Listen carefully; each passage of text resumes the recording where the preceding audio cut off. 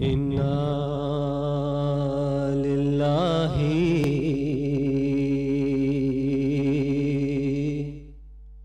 وإنا إليه راجعون. السلام عليك يا رسول الله، أحسن الله لك العزاء في مصيبة ولدك الحسين. السلام عليك يا أمير المؤمنين، أحسن الله لك العزاء في مصيبة ولدك الحسين. السلام عليك يا فاطمة الزهراء، أحسن الله لك العزاء في قتل ولدك الحسين. السلام عليك يا حسن المجتبى، أحسن الله لك العزاء في أخيك الحسين. السلام عليك يا صاحب الزمان، أحسن الله لك العزاء في جدك الحسين. صلى الله عليك يا أبا عبد الله، صلى الله عليك يا ابن رسول الله. السلام عليك يا غريب يا مظلوم يا شهيد بأرض كربلاء. إنا لله وإنا إليه راجعون. إنا لله وإنا إليه راجعون. I dare to imagine, I dare to think, how I wonder how many times this verse has been repeated throughout this journey. How many times has someone said, Inna lillahi wa inna ilayhi raji'un. I ask you, oh Allah, I ask you, oh Allah, how many times Sayyid al-Shuhada Aba Abdullah al-Hussein has said this verse, Inna lillah wa inna ilayhi raji'un. On the plains of Karbala, on the day of Ashura, on the 10th of Muharram, when Asghar was dead, Imam Hussein alayhi salam, with Asghar in his arms, he walks towards the tents, he stops, he returns back, he walks back and forth, saying, Inna lillah wa inna ilayhi raji'un. Imam Hussein alayhi salam must have wondered, how am I going to return this child? How am I going to return this child to the mother? A mother who has been waiting by the tent, a mother who has been anxiously waiting for Ali al-Asghar. How many times Zainab al-Kubra has said this verse? How many times Sayyid al-Sajjad has said, Inna lillahi wa inna ilayhi raji'un. In the dungeons of Yazid, in Sham, Sakina receives the beloved head of her father, taking the beloved head of her father. Sakina cries herself to sleep. At the time of morning, at the time of Fajr Salah, Imam Zainul Abidin finds her sister lying on the ground of the prison floor motionless. Zainul Abidin, Sayyid al-Sajjad, takes her sister into his arms and says, Inna lillahi wa inna ilayhi raji'un. I dare imagine how many times this very verse has been repeated throughout this journey. When a journey comes to an end, when a journey comes to an end, people reflect on what has happened. When a journey comes to an end, people start to remember what has happened.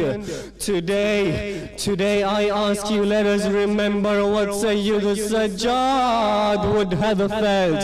Sayyid al-Sajjad, who cried for over 30 years after the events of Karbala. Today, let us remember what Sayyid al-Sajjad would be remembering. Maybe, just maybe, Sajjad remembers the last time he saw his father. Maybe Sajjad remembers the final farewell of his father Hussein alayhi salam on the day of Ashura. When Imam Hussein alayhi salam comes to the tents of Sajjad, he starts kissing his son. Sajjad looks up at him. He says, Father, what state is it that I see you in? Imam Hussein alayhi salam says, Son, Sajjad, I am going out to fight. Sajjad says, where is Habib? Where is Muslim? Where is Qasim? Omar and Muhammad? Where is Ali al-Akbar? Where is my uncle Abbas that you have to go out and fight? Hussein says, let it be known that out of the men there is only me and there is only you remaining. Let it be known that even Ali al-Asghar is no more. Maybe Sajjad remembers the final farewell of his father. Maybe Sajjad remembers that time. Maybe he remembers that time when the caller called, Ala qad qutila Hussein bi Karbala, Ala qad dhubiha al-Hussein bi Karbala. Hussein has been killed in Karbala. Hussein has been slaughtered in Karbala. There is an uproar in the army of Yazid. There is a pandemonium. Sajjad, he is the voices of the enemies. He comes out of his bed. He removes the curtains from his tent. What does he see? He sees the head of his beloved father raised high on her spear. He says, Inna lillahi wa inna ilayhi raji'un. What must have gone through the heart of that son who has to see his father in that state? But if it would have ended there, then I too would have stopped. But Sajjad's Masa'ib, Sajjad's sorrows, Sajjad's grief do not end there. Why? Because Sajjad saw the looting of the tents. Sajjad saw the burning of the tents. Sajjad, he saw the ladies of the Ahlul Bayt, the ladies of the Holy Prophet, running from one tent to the other and from the other to the next. Sajjad saw, he saw the enemies galloping towards the daughters of Ali and Fatima. He saw them with spears in their hands to remove the veil from the daughters of Ali and Fatima. Sajjad remembers all of this. Sajjad saw blood flowing from his 4-year-old sister Sakina. Sajjad saw the burnt cloth on his sister Sakina. What does Sajjad remember today? Maybe Sajjad remembers being taken a captive from Karbala to Kufa, and from Kufa to Sham. And how was he taken? How was he taken as a captive? Was he made to sit on a camel like the other ladies? No, Sajjad was shackled. He was shackled from head to toe, and then he was made to walk. No, not walk, because when a person is made to walk at the pace of the camel, he does not walk, he has to run. Sajjad, who has yet to recover from his illness.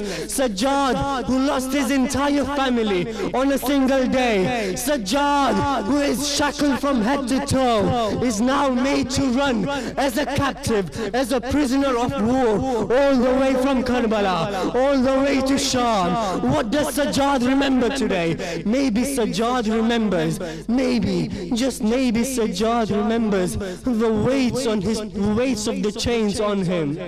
Maybe Sajjad remembers the heat of the desert sun on his chains. Sayyid Sajjad was not allowed to sit in the shade, and so his chains became hotter and hotter. Every once in a while, the ropes of the ladies would be untied, and Sakina would rush towards her brother. One day, Sakina ran towards her brother and hugged her brother. Sajjad screams out in pain. Sakina asks, "Brother, what's happened?" Sajjad says, "My chains are very hot. When you hug me, my chain press against my skin, and my skin begins to burn." Shortly after, water was given. You remember when water was given first to Sakina on Sham-e-Ghariba. Sham-e-Ghariba, Sakina runs towards the battlefield. She runs towards Asghar, saying, "I will give water to Asghar first." Over here, Sakina takes the water into her hands. Sakina's rushing towards her brother, pouring the water on the chains of Sajjad, saying, "These chains are burning the skin of my brother." Sajjad cried for over 45 years. But what made Sajjad cry the most? What made Sajjad cry for 35 years? There was one place which he kept repeating: Asham, Asham, Asham. What happened in Sham? All the tribulations of Sham, all the calamities of Sham, all the grief of Sham. After the Holy Family were released from the dungeons of Yazid in Sham, the Holy Family arrives in Medina. A caller calls out that, "Come, the family of Hussein have come."